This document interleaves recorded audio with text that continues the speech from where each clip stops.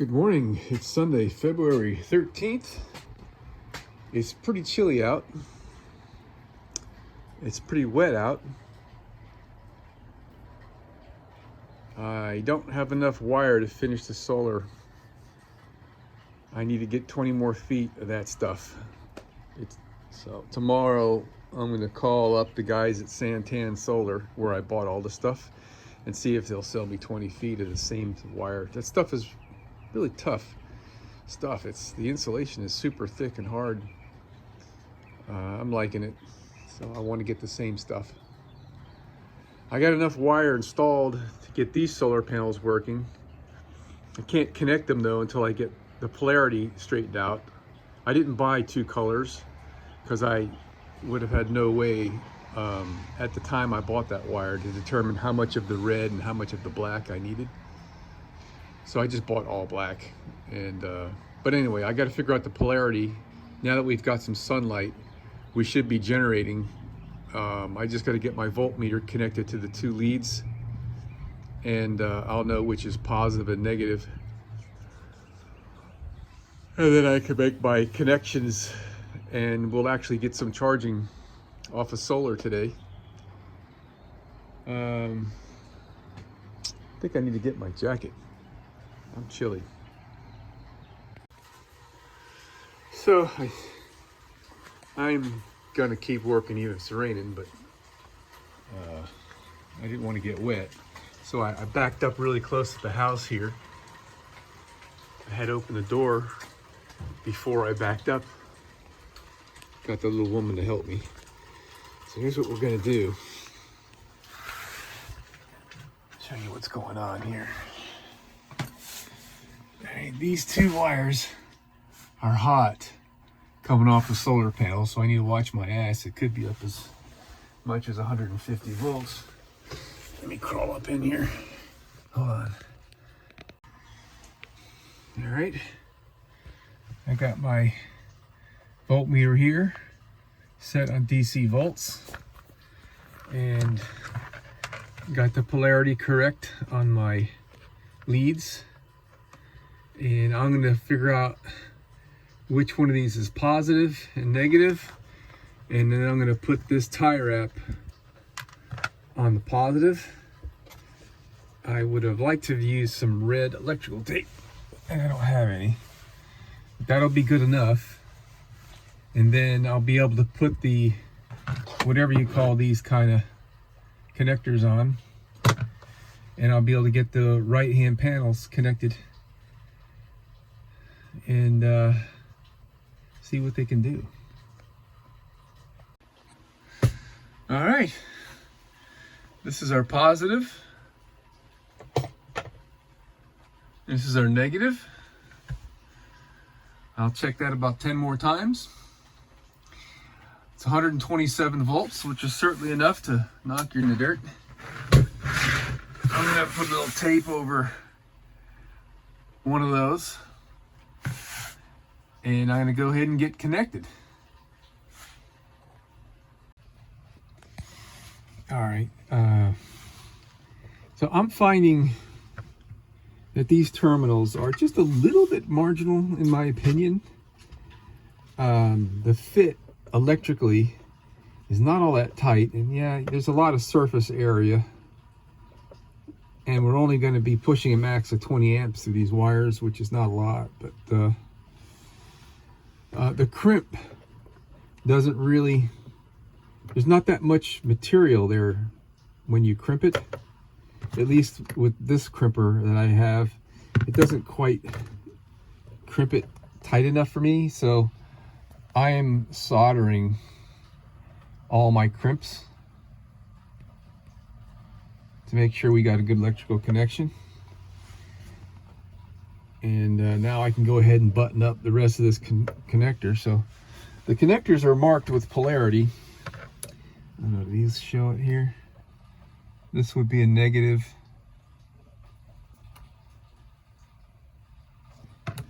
Hold on. Where's there it is. Here's a little plus right there. and the opposite gender has got a little negative on it. So I mean, they're both positive and negative, right? Because the other gender is marked as negative, but this is going to plug into it.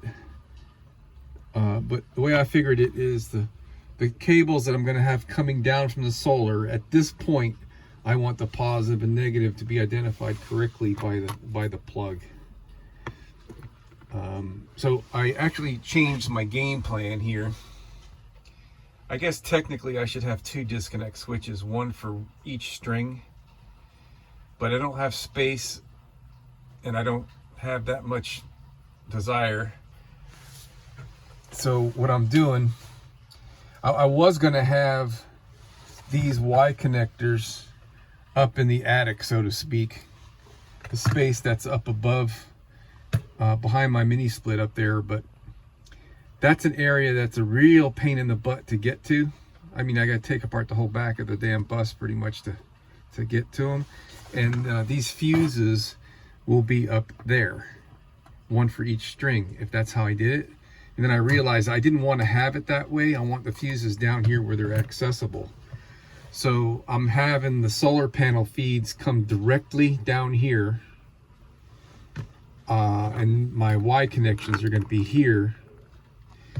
And I was going to have the power coming through and just going directly into the top of my switch, my disconnect. But instead, I'm going to have the wiring come down this corner, loop around the bottom where my Y connectors are going to be sitting right here, and then have the single connector come around over the top and into the top of that guy, which is a little bit of a Rube Goldberg, but it's the best that I can come up with. Then I can have a disconnect switch, disconnect all my solar, and if I ever do need to disconnect one half of my solar, I can just disconnect here. So that'll do what I need to do. Man, I am really glad I just checked this. You would think that when this switch closes, it makes contact between the right hand 2 as one circuit and the left hand 2 as the other circuit, but it doesn't. When this switch closes, it closes in an X. This terminal gets connected, the right hand top terminal gets connected to the bottom left, and the upper left gets connected to the bottom right. That's pretty bizarre in my world, but I'm gonna have to mark that with my Sharpie pen right now so I don't screw up. All right, so I don't know, I don't have the greatest comfort level with these, what do they call MC4s? I mean, they're probably fine, but I mean, even Victron makes their charge controllers with MC4 connectors. I went for the screw terminals because I think they're superior, but now that I'm actually using these things, working with these things, they just, let me show you what I mean here. Here's a male and a female. If I can do this with one hand, I don't know. When you put them together,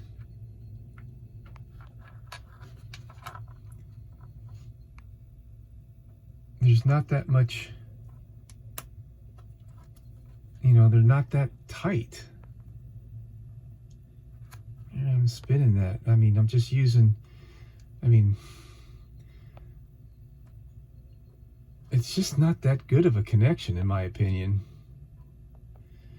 So I'm minimizing the use wherever I can. I mean, not wherever I can, wherever I've got the motivation to do so, I guess. I mean, these fuses, I'm forced because the MC4s are built into the fuses. These Y connectors are some kind of connection in there.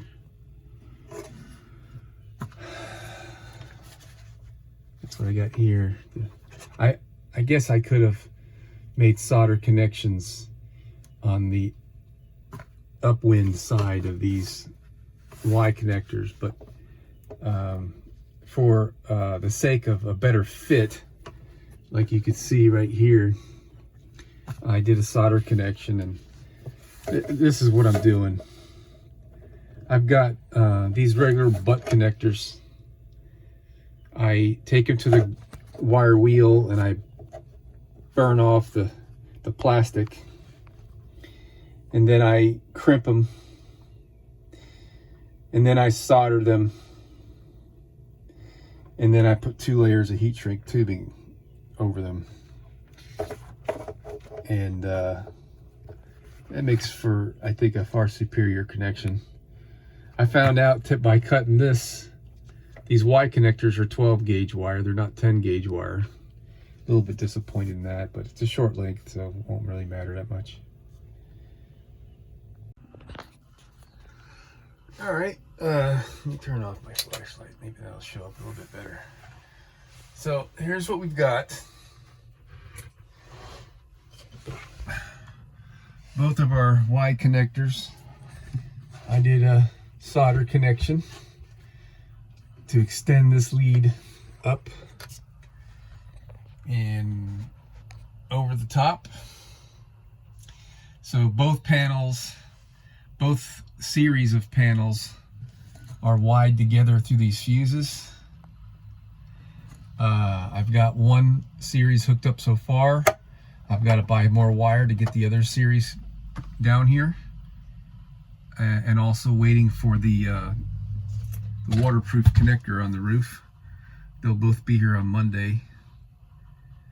Well, the connector will. I haven't ordered the wire yet. So I've triple and quadruple checked my polarity here. I'm at 130 volts right now. And it's time to make the connection. Oopsie. Let's put this on. And we're gonna make the connection now. Everybody squint a little bit. We are connected.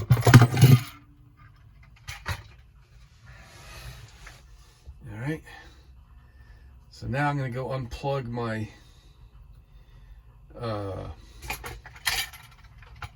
multi-plus and charge fully. Oh, look at there. It switched to solid. It's charging. Let me go unplug the multi-plus and see what's going on, man. All right, man, we are off grid on this dreary Sunday morning. Okay, I've only got 3 legs right now. I'm gonna have 6. I may never ever use them, but right now they're in there for just so I can have access to do the wiring and whatnot, and I've got them at their full length. They're 36 inches long,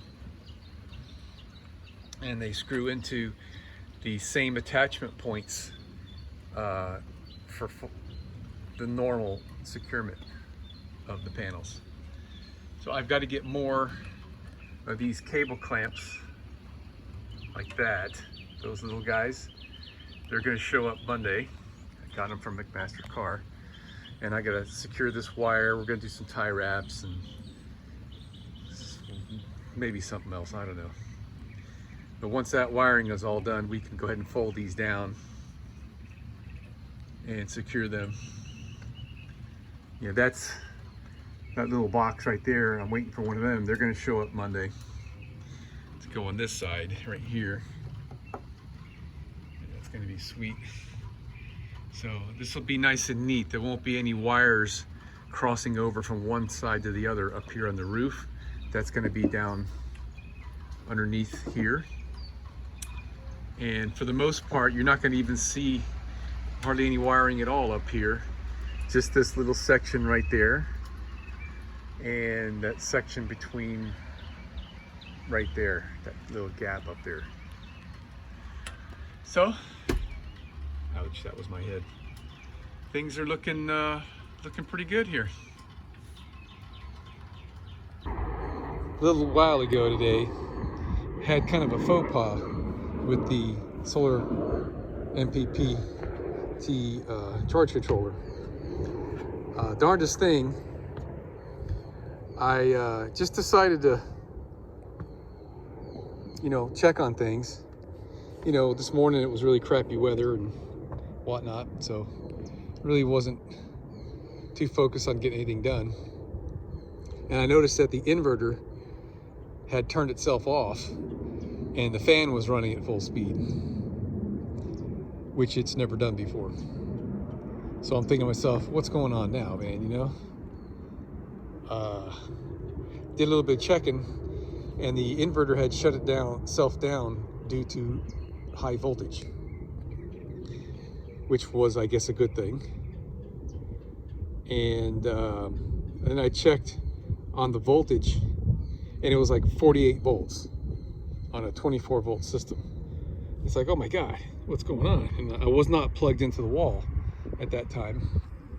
I was running off solar. So what had happened, I figured out what had happened. It charged the battery enough to exceed the threshold that I had setting on the BMS, and that went to an open circuit. It disconnected the battery. So then the voltage at the inverter therefore went really high, and it tripped on over voltage.